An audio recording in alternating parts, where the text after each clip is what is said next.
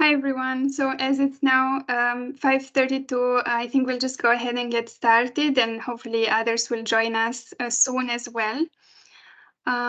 So I wanted to welcome you all today. My name is Irinka Bogachov, and I work on the Cybersecurity Tech Accord Secretariat. I'd like to welcome you all to today's webinar, which we are co-hosting with Women4Cyber. In terms of a super quick run of show, you will have the chance to hear from all of our speakers, and then we will open the floor for questions. So we are dedicating around half of the time to questions, so there'll be plenty of time to have a discussion. And in terms of asking the questions, you can either come off mute and ask your question, or if you prefer, you can just put it in the chat. So it's up to you. And yes, please be on mute when you're not talking. And before we go ahead and get started to hear from our speakers, I wanted to quickly introduce the Cybersecurity Tech Accord to those of you who maybe are not as familiar with it. So the Tech Accord was launched in 2018 as an initiative of around 30 companies that were active in cybersecurity and technology as a sector. Who came together and recognized that there was a need for industry to take up more responsibility when it comes to various challenges that the cybersecurity sector was facing, and to work together with governments and other partners to address these challenges. And in the years since then, the Tech Accord has become very big and very ambitious. It's become the voice of the technology industry on matters of peace and security in cyberspace, and has been working to uphold the commitment to protect users and customers everywhere from cyber threats. In terms of the concrete principles that our signatories are committing to, there are four main ones that are really important. Principles for industry responsibility. They are strong defense, no offense, capacity building, and collective action. The Tech Accord has been quite a strong advocate of working together with others in this field. So we really take a multi-stakeholder approach to issues. And in very concrete terms, that means working with government, civil society, and all other interested parties to come to concrete solutions. I don't want to make the introduction overly long, but I want to also highlight some work strands that we're particularly proud of. One of them has been, for example, the work that we have done to provide guidance and input across various diplomatic fora. So, for example, we've been engaging at the UN level on various processes that deal with the cyberspace. One of them has been the open-ended working group on ICTs, the Paris call for trust and security in cyberspace, as well as the ad hoc committee on cybercrime. And so perhaps segueing to why we're here today, one of the areas that our signatories have identified as really needing more industry action and commitment has really been gender inclusivity in cybersecurity. And for that reason, for the past 3 years in March, we've been working to mark International Women's Day, in a way that shows our commitment and action to foster greater inclusion in the cybersecurity workforce. After 2 successful campaigns in the previous year, in the previous 2 years, we have partnered this year with Women4Cyber, as mentioned, to provide mentors to the flagship Women4Cyber Mentorship Programme. You will hear more from Saskia from Women4Cyber about this program and how you can take part. And the aim is really to support more women who are interested in working in cyber to get the skills they need and the information they need, and to ultimately help close the gender gap. And so we are hosting today's webinar as part of this collaboration. Some of our signatory representatives are acting as mentors and speakers on the webinar, and they will share with you the some of the experiences that they've gone through to work here, how they discovered that they wanted to do it, any challenges and so on. And as mentioned, you will have the chance to ask questions at the end. So without further ado, I wanted to pass the floor on to Saskia from Women4Cyber. Thank you very much, Alinka, for the invitation, for Tech Accord joining our activities and supporting us in supporting women. As you said, we need to involve everyone, and we appreciate that that inclusivity that you pursue. I have a few slides because I will be talking just briefly about our mentorship program. We do run many other activities, but I will not go into detail.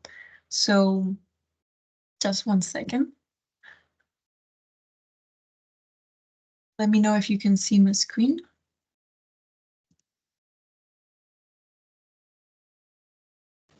Not yet. Not yet. One second, I have one too many. Can you see it now? It's loading, yes. All right. So very briefly about those that are not familiar with Women4Cyber, I think, in my opinion, the name says it all.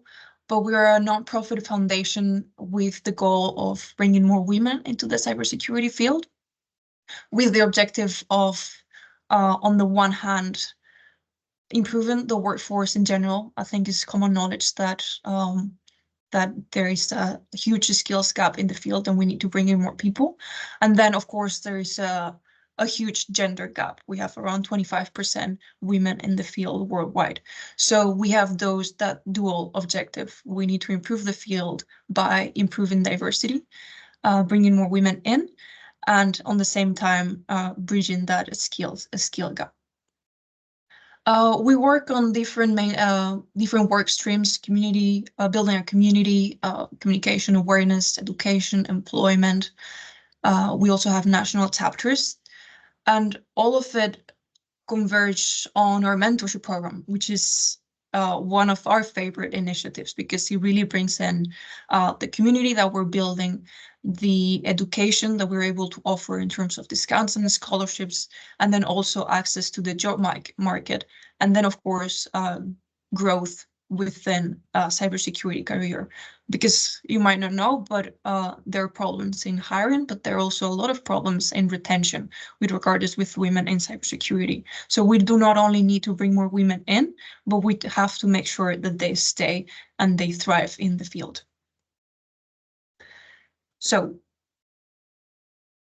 I think everyone knows what mentoring is, but just very briefly, the mentoring program that we run is in between two people. So it's one-on-one mentoring.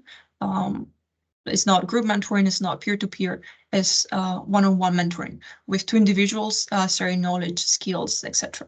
So we have the mentor, obviously, and then we have the mentee, and the mentor guides the mentee.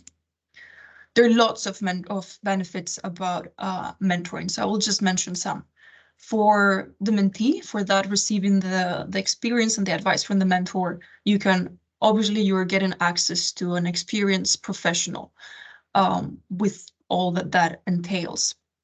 You will gain key skills, soft skills or technical skills. It really depends on what you're looking for and what the mentor, of course, has to offer. You can increase your knowledge of the field. It would help you find direction in your career. It would help you shape the direction that you want to take.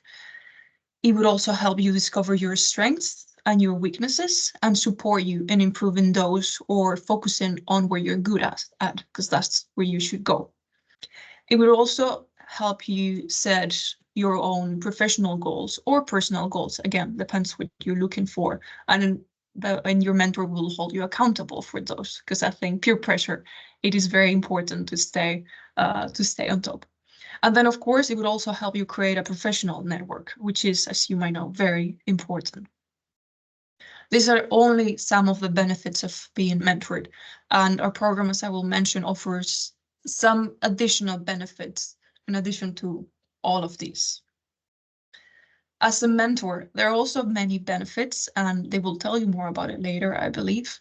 I would say the biggest one is personal reward. You're helping others to succeed, and that is very inspiring.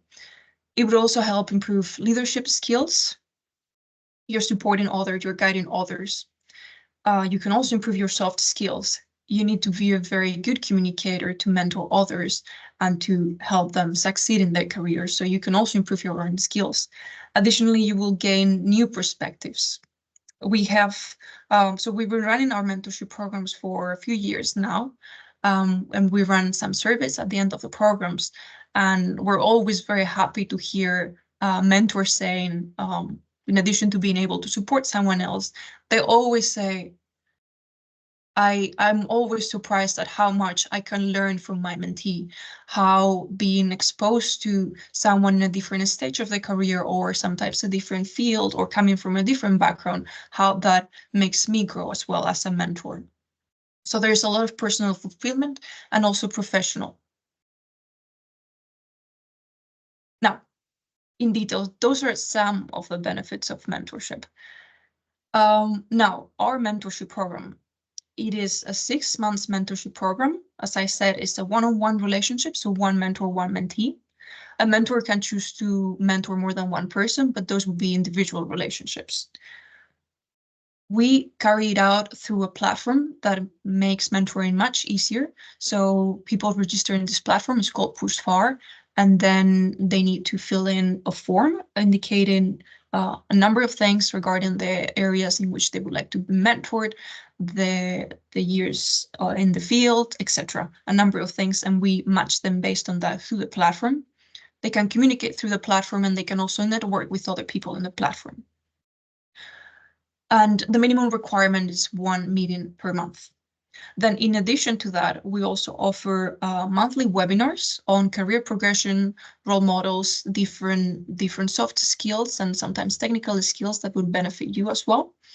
We also have networking events, and we have a database of cybersecurity training with the scholarships and discounts from our partners, a database of cybersecurity jobs, which this is not out yet, but it will be out in a couple of weeks, actually. And it's not in the slide, but we also have a database of talent. So people that are open to work can join this platform and be contacted by recruiters directly. Who is this for? And I think this applies to mentors and mentees. It is open to everyone, because everyone, regardless of where you are in your career, you can always be mentored.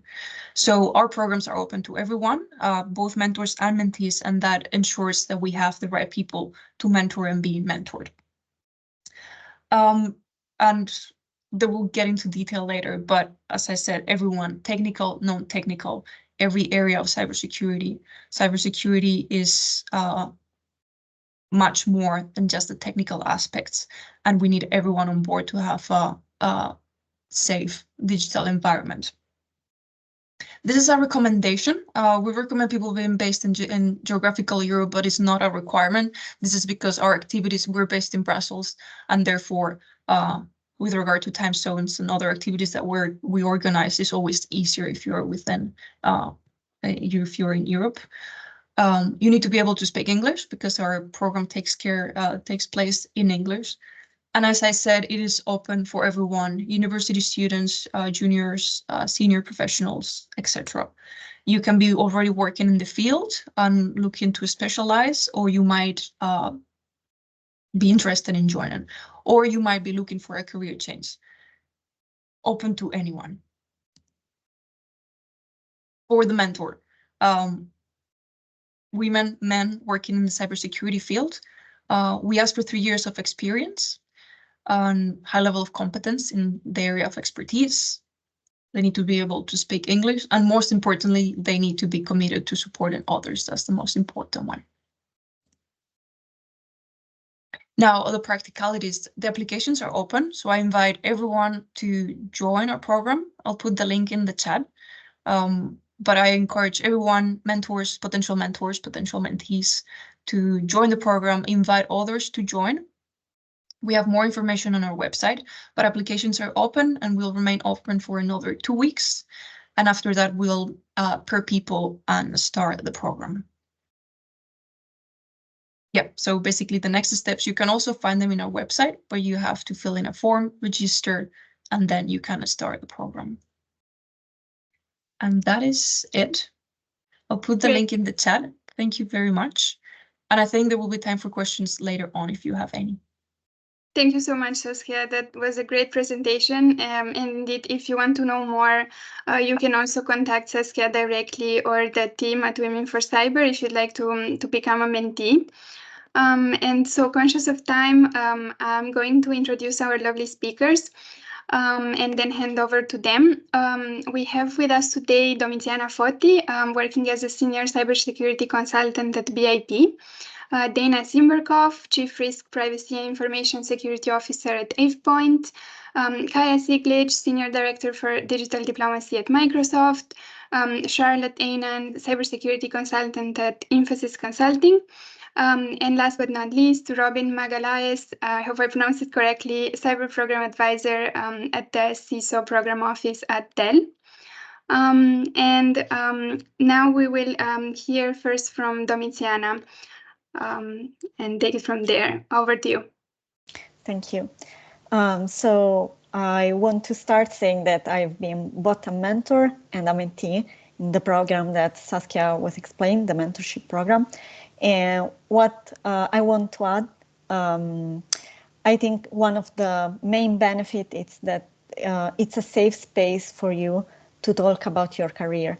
So you have your own space to share your doubts and whatever are your goals or your difficulties. So I encourage you to apply, even if you don't feel enough qualified or if you're not sure that it's the right career path for you.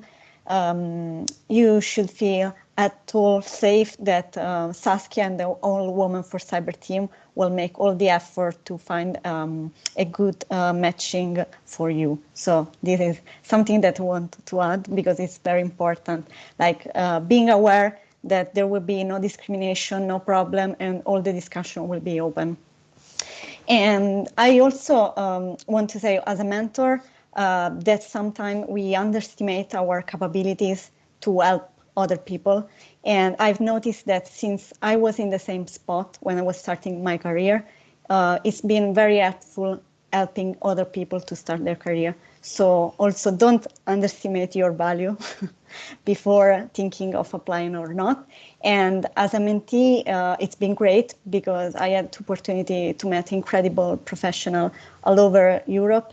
And also, I'm not a confident person. So even today, speaking here today, for me is a huge achievement. So I encourage you also, if you are an introvert, to step out of your comfort zone and try something new. And I want just to add that trying something different can be always like scaring and daunting, but the rewards are fantastic and amazing. And I just want to say that we are all here to answer your question, your opinion, so feel free to ask. And I leave the floor to whoever wants to take on from there. Thank you. Thank you so much, Domiziana. So indeed, you were a mentee in the previous edition. So I think there's no other best person than you to answer the questions of participants when it comes to what the program actually helps with. So that's great. Thanks a lot for taking part. We'll move on to Dana Zimberkov. Over to you, Dana. Well, hello, and thanks everybody for joining us today. It's really an honor and a pleasure to be here with you today. And as for the organizations that are supporting this, first, I want to say that I have represented AvePoint in the Cybersecurity Tech Accord for a number of years, and I think it's a wonderful organization. And I would also like to say that I think I, in my experience, have both been a mentor and a mentee. And even though I would say at this point in my career, I've, achieved a lot of my goals, I still haven't quite decided what I want to be when I grow up. So I don't think whether you're new to the cybersecurity field or you've been doing it for several decades, as I have, that doesn't mean that your opportunity to learn is diminished in any way. I'm a strong believer in lifelong learning. And I think you really can benefit from having a mentor at any point in your career, regardless of whether you're new to cybersecurity or whether you're actually very senior. I still think having a mentor is really important. And I want to talk very briefly about my journey to cybersecurity, which was an unusual path, because I think this is also something that's really important for people to understand. There isn't one way to become involved in the cybersecurity field. I actually stumbled into cybersecurity after graduating from law school. And when I was in law school, I never thought for any amount of money in the world that I would ever end up working in a software company, let alone in the area of cybersecurity. But that's where my path took me. And I ended up working immediately after graduating from law school for a technology company that was focused on regulatory compliance. Now, this was quite some time ago, ladies and gentlemen, like talking about 1996. So at the time, security and privacy, which is the other area that I focus on, were very different than they are today in many ways. And the web was different, the world was different. But even then, I think the number one skill for being in this field is communication. And so basically, I would say the minimum qualifications for entering into the cybersecurity field is the ability to communicate with people, because at the end of the day, that really is what we're doing. We may be communicating many different things, some technical, some not, but being able to have conversations and empower people to get to yes, that is our goal. And so I think one of the things that you can do, whether you're at the beginning of your career, in the middle of it, or at the end of it, is to build and maintain a strong network of peers. So again, starting from law school to building my career in the privacy community and the security community, building relationships both inside of your organization and outside of your organization are going to be really critical to helping you grow. I also think as women that we tend to believe if we work hard and keep quiet, somebody will eventually notice. And it's very important for women to become our own promoters and advocates outside of our organization. And I see at least one young woman on my team that's joined this webinar, and she'll know that I say always being a legend in your own mind, or even in my mind as your manager, is not going to be meaningful to you. You need to make sure that leadership is aware of your work and accomplishments, and to do so in a way that's not boasting and is rather informative and helpful. So go out there, as our previous speaker said, and submit yourself. Submit yourself for speaking spots, submit yourself for writing, raise your hand and do things that are not comfortable. Put yourself out there. And that way, by pushing yourself, regardless of where you are, I think you're going to grow and succeed. And it is a field that lends itself to women who want to learn and work hard. And if you're new, practical and applied experience is a must. And people always say, what do I do to get started? How do I start? Ask someone. If you're in a company that has an IT department, there's somebody doing some kind of security. So take an IT person to lunch, find out what other people do. I always say, live a day in somebody else's shoes and learn from other people, your peers, people in other departments, people in other companies. Find both mentors and sponsors, right? The key difference being a mentor is somebody that's going to help advise you. A sponsor is somebody that's going to put their reputation on the line for you to help promote you. And then I'll stop there and turn it on to the next speaker. Thank you, Dana, for making those excellent points. I think indeed being able to communicate is really important in any field, but even in cyber, and maybe some people wouldn't expect that, thinking it's quite technical, but thanks for the reminder, as well as the point of maintaining a strong network, which is also crucial. We'll move on to Kaya Siglic. Kaya has a wealth of experience working at Microsoft across different markets on digital diplomacy. Over to you, Kaya.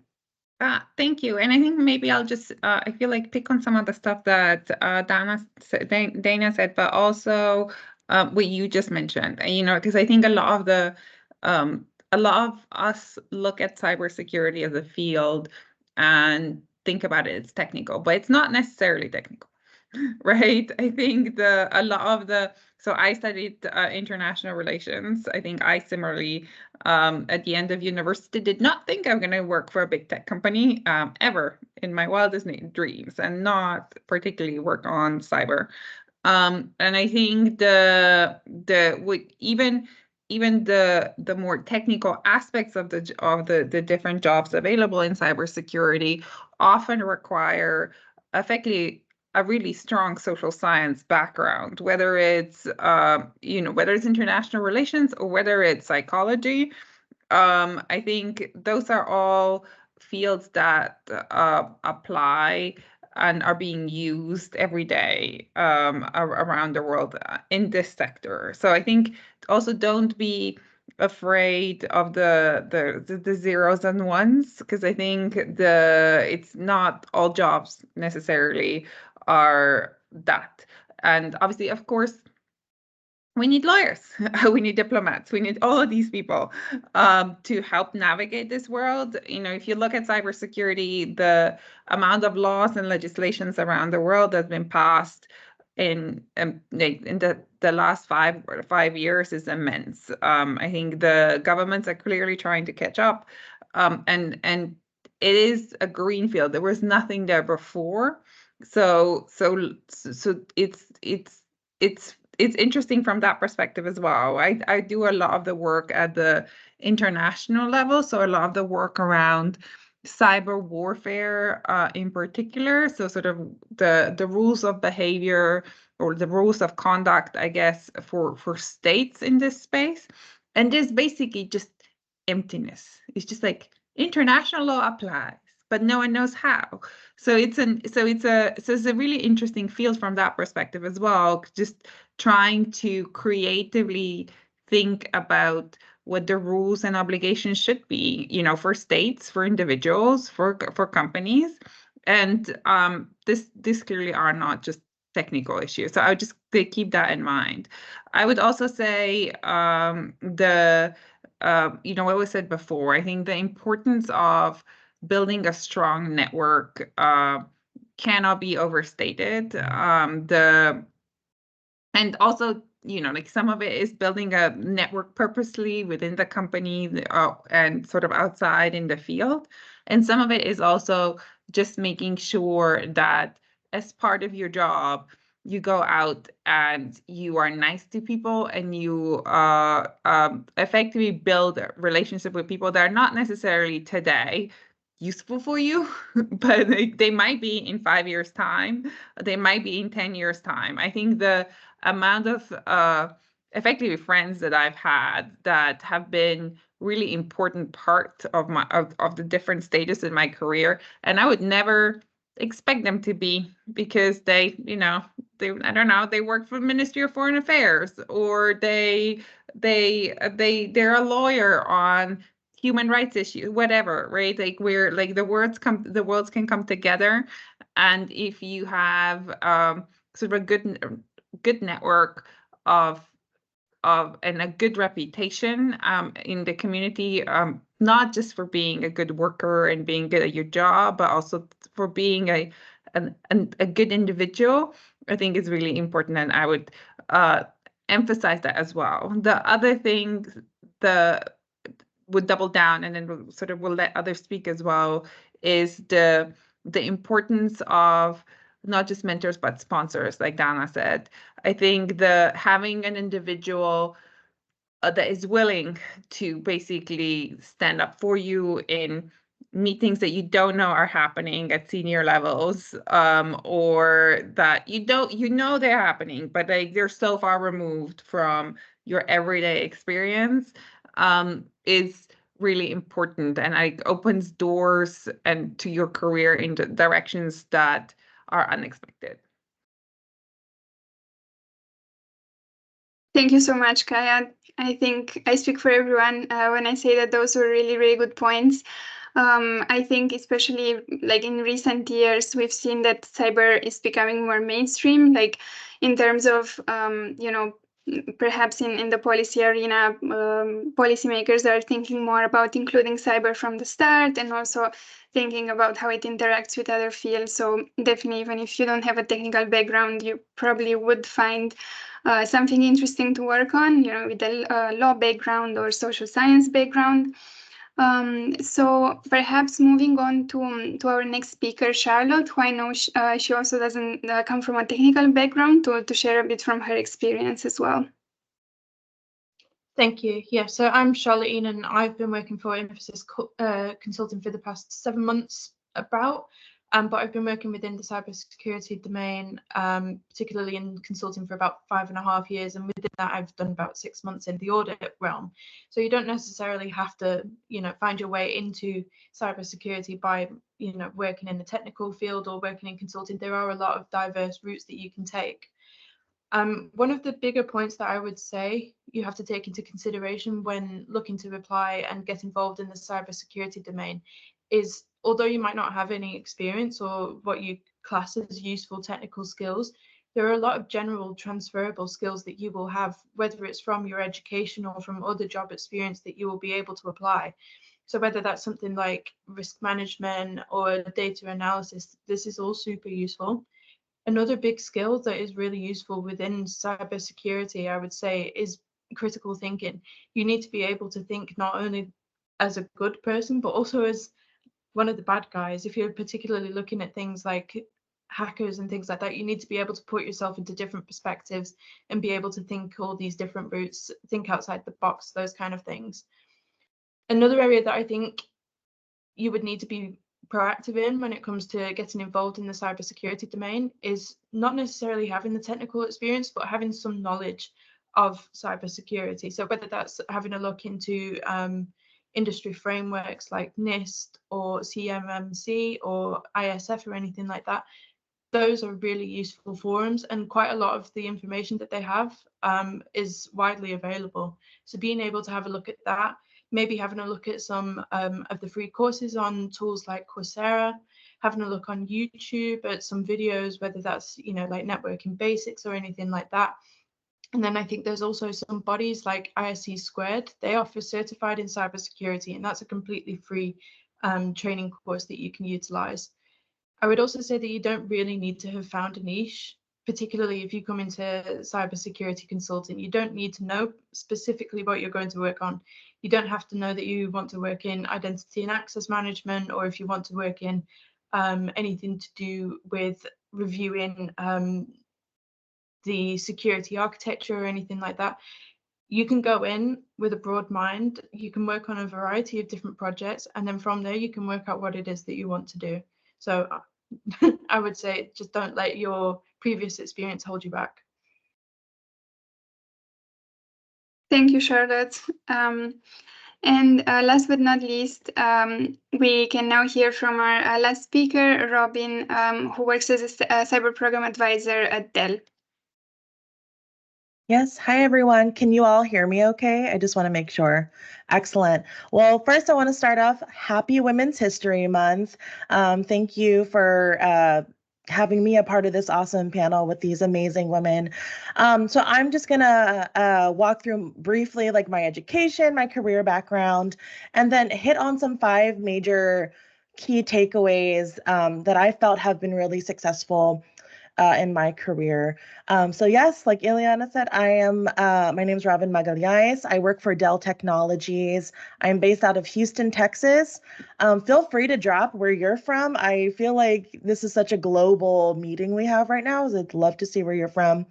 But just like a lot of these women said, the path to cybersecurity is not linear, at least in my experience. For me, when I first went to school, I got my first degree in audio engineering with the focus in music recording. So I really wanted to work in the music industry. Music's still a huge part of my life. And we learned about the softwares and the music business. And I wanted a change. I wanted something different. I didn't feel like it was for me in terms of, solely audio engineering. So I got my second degree in mass media and communications with a more honed in experience of public relations or public affairs. And I got that at the University of Houston, Clear Lake here in Houston, Texas. From there, I was working a lot of different jobs. I worked in a local radio station. I worked for a nonprofit called Higher Up Texas, where we help senior level students in high school here in America basically learn how to adult, right? How to network. What's a checkbook? How do you write that? What's a mortgage? All of these things as adults, right, that we're expected to learn now. And then from that nonprofit, I had the awesome opportunity. Initially, I came in to NASA as a NASA intern. I did 6, they're referred to as tours.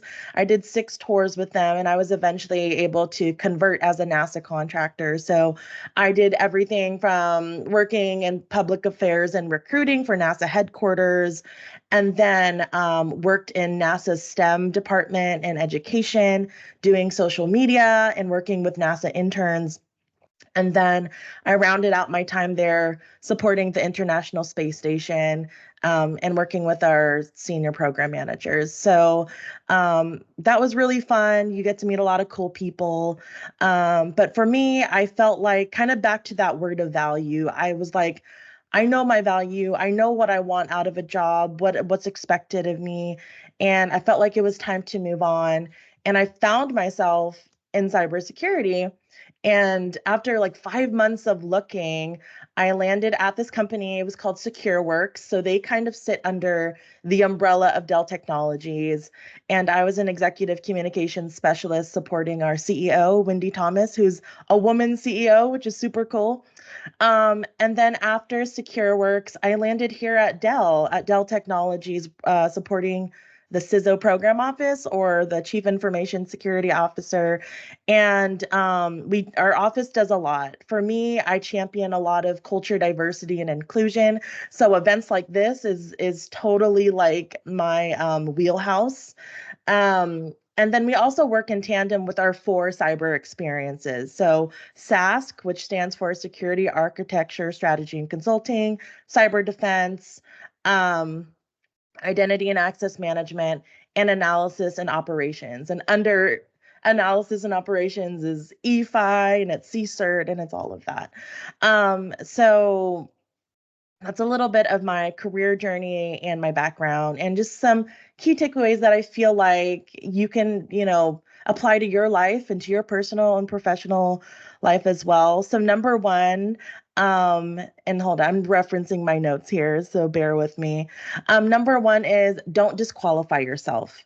When I was entering into the aerospace industry, I'm like, I'm not an engineer, I'm not technical, I'm not any of this. Why would NASA pick me? They have a ton of people they can pick. And it goes back to that, someone mentioned sponsor, right? Having someone in your corner who's going to advocate for you. And at the time, that was my partner. And he was just like, just do it. Just apply anyway. You never know. And I think oftentimes as women, we are like, well, I don't meet the qualifications, I'm not going to apply. Just do it. Like Nike says, just do it. So don't disqualify yourself, because you don't know where it can take you. Number 2, make yourself available, right? I think most of us have heard the saying of, it's not what you know, it's who you know, right? But taking it a step further, it's also who knows you. Because I will say this, no matter what you're doing, whether at work or you're in school or you're in just your life, someone is always watching you. Someone's always watching you. And are you saying yes to the things that scare you, right? Like if it scares you, maybe lean into that, because that could be the door that's going to open those opportunities for you. So that's number 2. Number 3 is what we've been saying this whole time, right? Building that strong network. Don't just cultivate relationships, you need to sustain them as well. Have you checked in on that person that you haven't spoke to in months? Are you just catching up with people? Because sometimes that person can help, give you an opportunity as well, and you didn't know because you didn't reach out. So try to sustain those relationships. Of course, number 4, know your value, whether it's how much you want to get paid or how you want people to treat you, know your value. I know for me, getting into cyber, I wanted to be in a job that gave me the space to be creative. I also wanted to get paid really well. And so all of these things, right? I will say, like, it's out there. You have to keep looking, because if you don't look, there's always someone behind you who's going to take that opportunity. So always know your value. And then finally, I would say just strive for excellence in all that you do. Go above and beyond. I know being in university, I remember being in projects and things and group projects where people will just do the bare minimum to get by. And you'd be amazed how, if you just set the bar high for yourself, how you're just in a lane of your own, you have all this opportunity. And yeah, so those are just my major 5 key takeaways. And yeah, thank you so much for listening. This was great. Thank you so much, Robin, for that tour de force. That was really great. I would be especially interested to know more about your experience as a NASA intern, but perhaps we can talk about that later. So I'm just going to kick off the Q&A section with a question for all speakers, and then we can perhaps hear from the attendees. I was wondering, what do you guys think are the roles that will become most, sought after in the next years? Like, what do you think is going to be most in demand in the in the cybersecurity job market? Because perhaps for someone starting out, it would be useful to know, what specializations within the broader field are expected to grow in your view. I don't know who would like to take the question.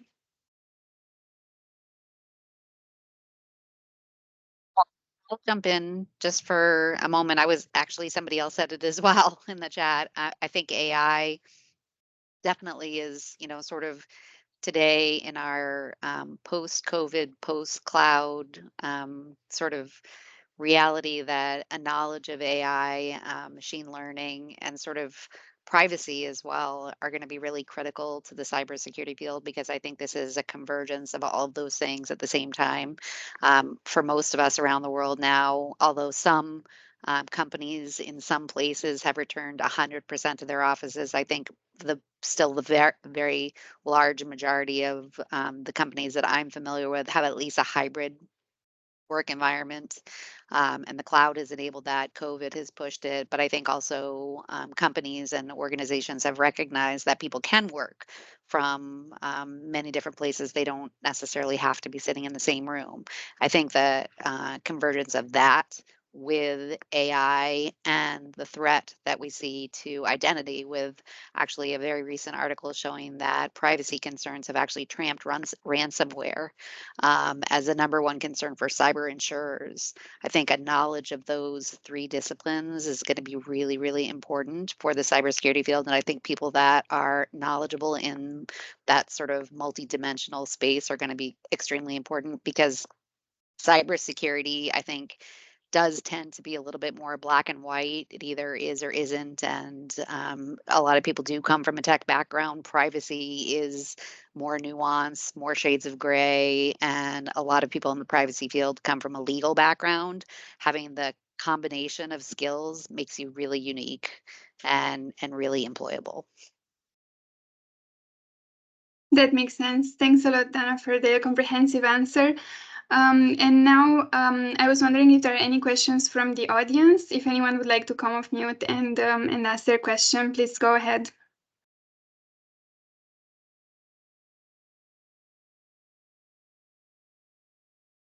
If there are no immediate questions, I do have another one. Maybe perhaps speaking about AI some more, because it seems that it really will, impact cyber fundamentally. Perhaps we could talk more about it. How would you assess the overall impact of AI on cyber? So perhaps looking at more, in more detail, in more granularity, how do you see the nature of the jobs changing? Like I know in many other fields we're talking about AI, like this division of AI taking the easier decisions and like kind of automating some of the processes, and then the humans like supervising what the AI is doing. To make it sound, very simplistic, but do you see it happening in the same way in cybersecurity, or how do you foresee the impact? I can just say what Dell Technologies is kind of doing with cybersecurity, at least within our cyber org level. I know that it is such a hot topic and it is front of mind. And I know one thing that they're really striving to do for our team members is educating them as much as possible. And that's a cool thing at Dell is like you can come into cyber, and I think someone mentioned it earlier, like you don't have to know everything. But I know that there are these resources for you to learn, to get certifications. So definitely having conversations about it. Modernization, I know, is kind of top of mind in how their strategy is. But yeah, it's growing at an exponential rate, and the bad guys are just as excited about artificial intelligence just as much as the good guys. So at least from Dell's perspective, I would say they're just really trying to make sure everyone's talking about it, everyone's learning about it.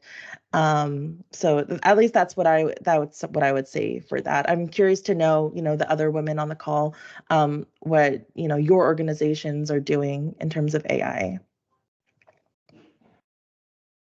Maybe I'll add, I mean, we're doing very similar. I think the Copilot for security, I think, is a tool that really helps a lot with just, sorry, the dogs.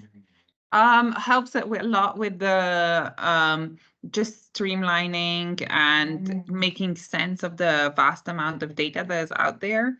So you still need to have obviously human oversight. You still need to work to drive conclusions and action basically recommendations based on the what AI is providing you, but it's been incredibly helpful in terms of just helping make sense. Microsoft gets like 65 trillion bits of data every day, and obviously not all of that can be sifted through by humans. So from our perspective, it's been very helpful tool for increasing defense in particular, so strengthening cybersecurity as well.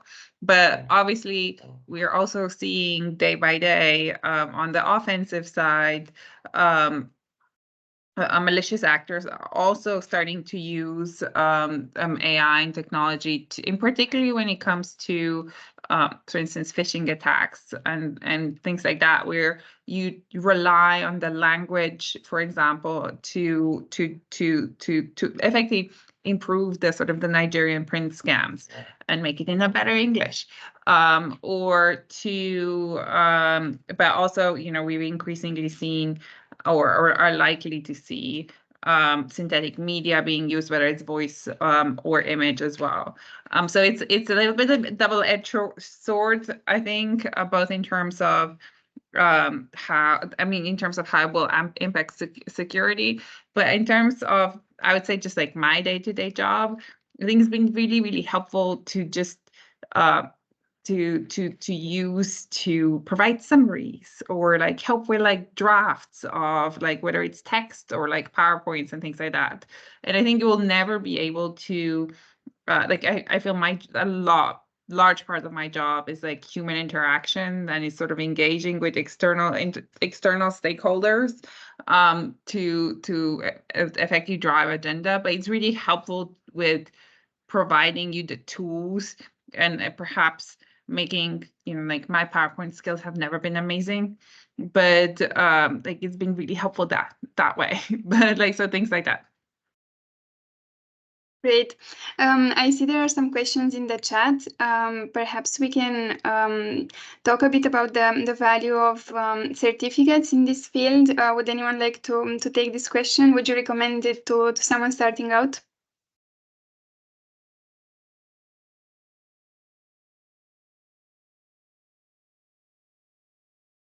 I think having a good foundational practical experience is as important as having education.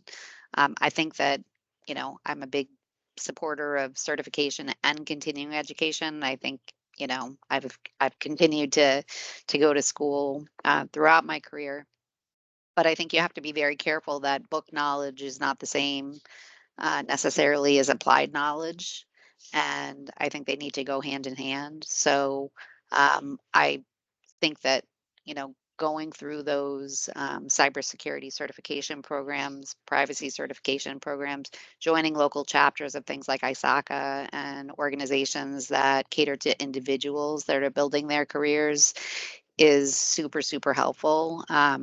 And very valuable, but don't do that in lieu of also getting some practical hands-on experience. The other thing, though, that I would say is that I think one trap that's very common is for people to sort of dive deep into a particular field to say, I want to learn how to do this. And cybersecurity is a very broad field with many, many different areas that you can focus in. If you focus too soon, too deeply, then you may sort of lose the forest for the trees and not necessarily find the area that you're best suited for. So try, and it's hard to do this, but try to find a role or an opportunity, even if it's through volunteering, doing your day job and then doing other stuff after school, you know, after work or after school. Try to expose yourself to different areas until you find, you know, what you really like to do and what's a good match for you. Thanks a lot, Dana. I think that's really useful advice and like a good reminder that being a generalist sometimes is good and you don't need to always specialize immediately. Maybe moving on to the next question. Let's see. So Sabrina has a question about switching fields. She said, what would be the best way to get a first job in cybersecurity when there is no experience or but a background of several years in another field? So how to make the transition to cyber? I will say that you can start assessing like all the transferable skills that you already acquired. So you can also understand what do you like, what task do you like and enjoy the most, and what are like the things that come natural to you. And then I would say start to networking, like already in your company or in different company, try to search for the IT guys, cybersecurity guys, and start asking for opportunities. As all the other women in the call explained, sometimes the best way to start in your field is starting by networking, because there will always be like maybe opportunity, courses, or sponsorship that you have no idea. And maybe sometimes they are free or they are encouraged by the state that you are currently living in. So I would recommend starting from this. Also, Women4Cyber offer, please ask integrate if I'm wrong, but a job corner where there are entry-level positions are more advanced. So that could be a great source for you. And I think also try to keep a positive mood, because I know how hard to be like switching job. So try to keep the mood and positivity. That's definitely a good thing to keep in mind. Thanks a lot, Domiziana. So I think we have another question about studies. So I know it's been mentioned a couple of times already that you don't actually need, you know, it's not mandatory to have a technical background. But do you have any recommendations for, you know, studying programs that people can do to start out in cyber? And I know this overlaps a bit with the certifications question, but are there any views there?